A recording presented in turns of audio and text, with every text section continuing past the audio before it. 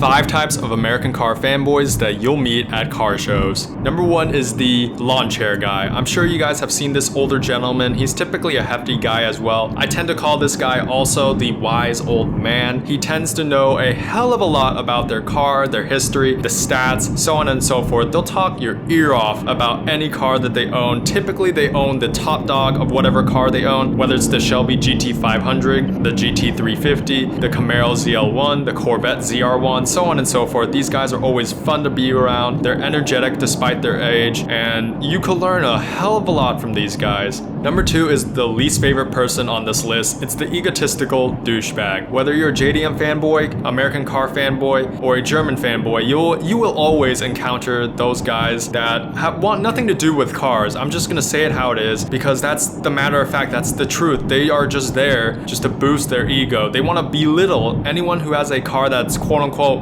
lesser than their car that they own, or they want to trash talk up and pretend like their car is something that it's not to guys that have a better car than he does. If you guys see these types of individuals, please just ignore them, shun them away, because if you add fuel to the fire, if you talk back, that's what they want, and they're gonna do mental gymnastics to make themselves feel better in the end, and you're gonna essentially be arguing with an idiot, which you will never win, quite frankly, because again, with the mental gymnastics and them being yes men to themselves and so on and so forth, you don't want to add fuel to the fire. Just shun them away, ignore them. They'll eventually awkwardly exit away from your group, and that's how it is. If you realize you are this egotistical douchebag, take steps to stop being the guy that you are, because you are not making the car community any better. Number 3 is the classic car guy. These guys typically own a 40s Mercury Cougar, a 50s Corvette, maybe a mid-60s Mustang, a late 60s Camaro. You guys get the idea. These gentlemen know a hell of a lot about their car's history, so in that sense, they're similar to the lawn chair guy or the wise old man. However, they don't share the same appreciation that we have for modern cars that they otherwise put into appreciating the classics. And there's nothing wrong with that. They love the simple days of the carburetor engines, the manual transmission, not having anywhere near as much technology, the fancy gizmos as what they call it, like such as ABS, traction control. They love just having the raw feeling of driving. And again, there's nothing wrong with that. It's just a different kind of appreciation, and ultimately their cars are our cars' ancestors, so in that sense we should respect them. Number 4 is the brand new bone stock car guy. These gentlemen typically roll off the lots with the latest generation of their car, and obviously they left it bone stock.